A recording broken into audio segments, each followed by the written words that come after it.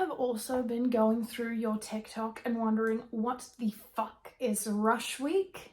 Well, this is the video for you. My TikTok has currently been flooded with sorority girls or people that are aspiring sorority girls preparing for something called Rush Week. As an Australian who's never lived anywhere other than Australia or the UK, I don't know what the fuck they're on about, but I decided to make it my business to find out so that I can share this with you so we can all gain a collective understanding on what the fuck Rush Week is. My name is Denny. Welcome to my YouTube channel. This is going to be Sororities for Dummies present. I did research on this yesterday purely because of one video that I seen on TikTok. The video that sparked this is, I don't even know the name of the sorority. It's from Texas though, where Luke Bryan's Country Girl Shake It For Me was playing. They were all dancing through the house, like they opened the door and they were all wearing, you know, their cowboy boots and shirts that say "Don't Mess with Texas," and also the name of their sorority. Don't remember the name, just remember the feeling of fear that was instilled within me, so thank you for that. These women would have 100% bullied me in high school. I can guarantee that. I don't care what the philanthropy of this sorority was.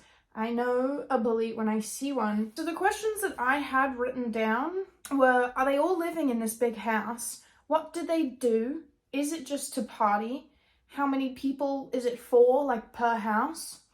How much do they pay and what is the process to get in? Let's begin with a definition of a sorority that is spelled S-O-R-O-R-I-T-Y,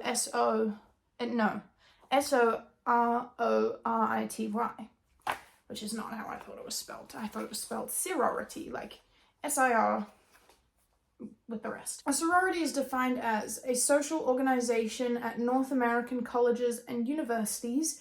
Membership generally starts at the undergraduate university level and continues thereafter for life. Which also, what the fuck? The purpose of a sorority is to provide home activities, events, and a sense of community to people during their college years. I'm getting a phone call.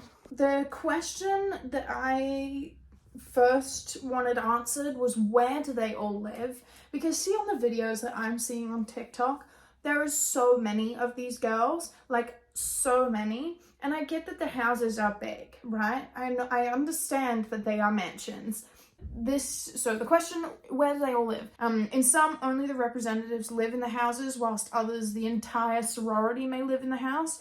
Other larger ones sometimes have more than one house to accommodate everyone. Now, I hear you asking the question, who are the representatives? And this was a question that I had as well. So the representatives consist of, but are not limited to, the sorority president / chapter manager, the vice president / vice chapter manager, local advisors and university officials, which I'm assuming are the adults involved, like the other people. There's a treasurer, a house manager, recruitment chairperson. The only one that I really looked into, because the other ones kind of seemed as in like self-explanatory, was the sorority president. They're like the face of the chapter. They meet with all the potential new members, they make financial decisions, they enforce disciplinary measures when necessary, and this one I found particularly interesting. They attend national conferences to help define the chapter's role in the organization overall. Now, this may be confusing, however, what is a chapter? So I didn't realize this, but sororities can sometimes be organized by a larger, like, overhead sorority. So that can be the umbrella, and then the chapters are the different, like, the actual houses full of people, which took me a minute to like wrap my head around. But a chapter is like the local group. So as one sorority can have multiple chapters in different states, or like they can be across Canada or as well. So I have accumulated something of a sorority dictionary, courtesy of valpo.edu, and we'll go through some of these definitions with you.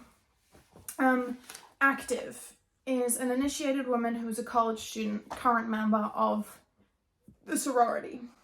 Alumna, a sorority member who's graduated / left college. Bid is a formal invitation to join the chapter.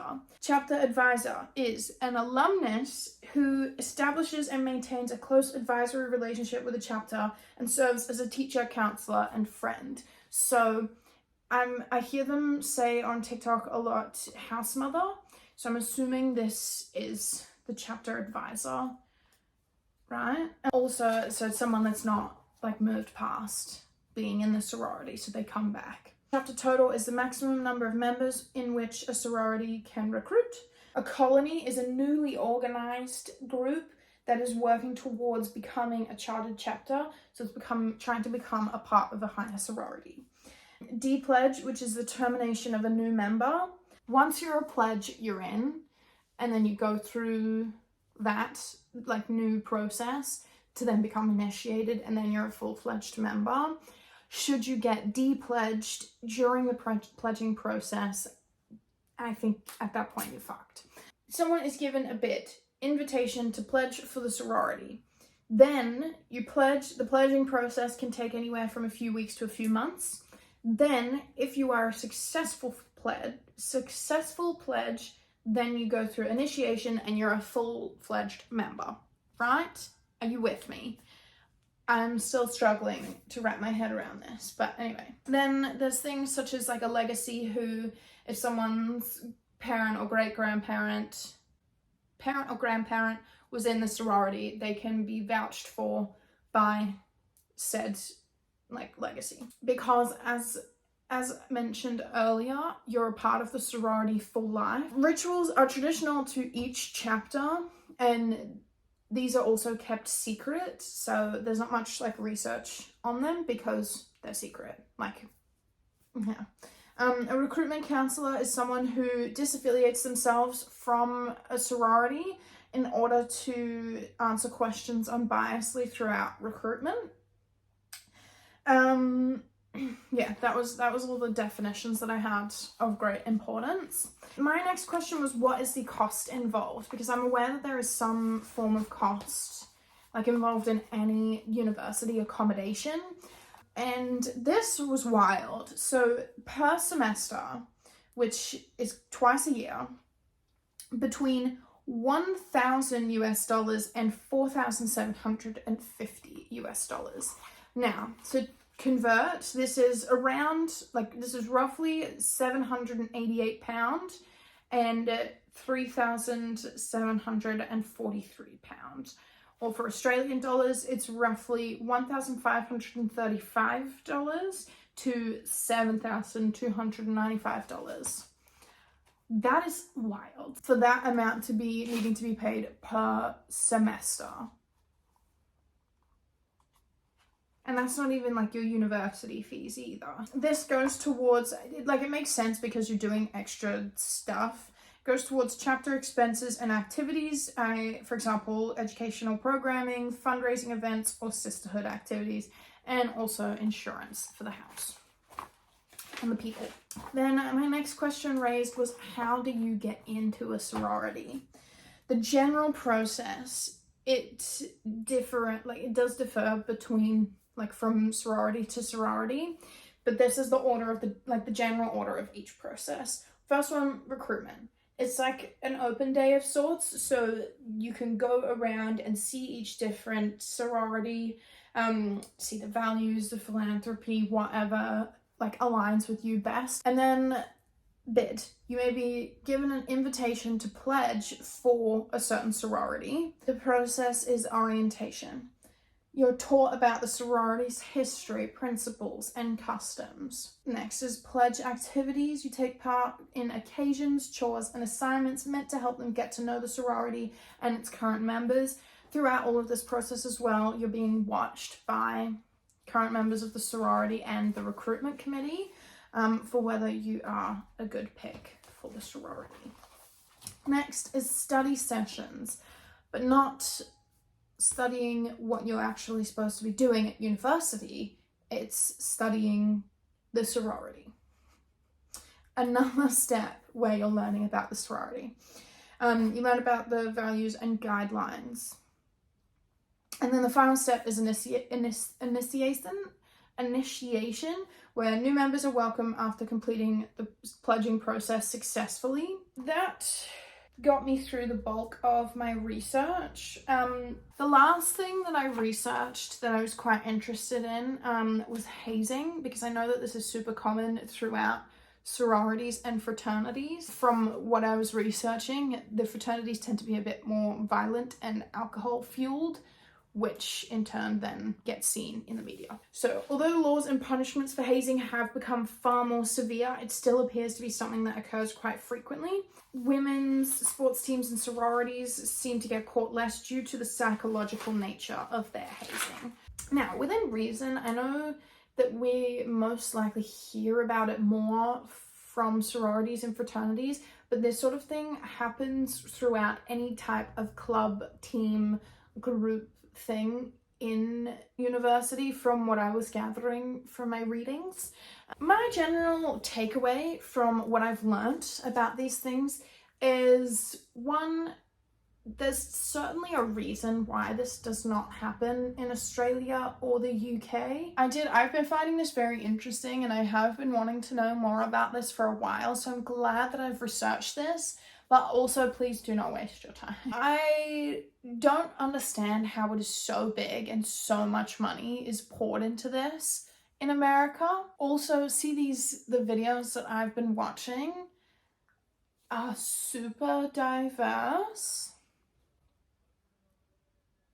Do I look a bit like Spooky Spoon right now? I feel like I look like Spooky Spoon whenever I open my eyes fully anyway. I definitely look a bit scary.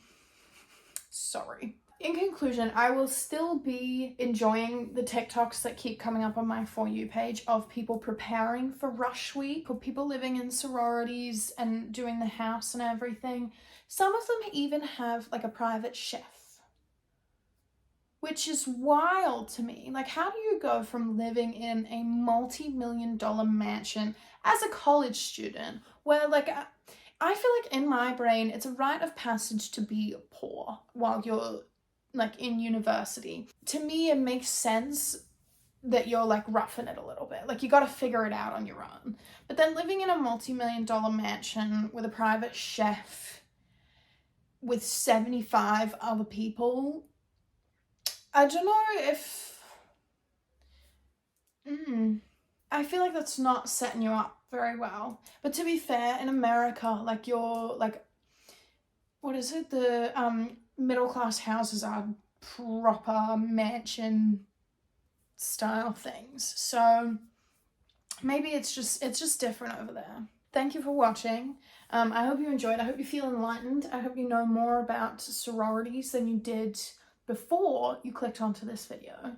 And I will see you in my next video. Let me know what you would like me to educate you on next. Goodbye. But hey, don't mess with Texas.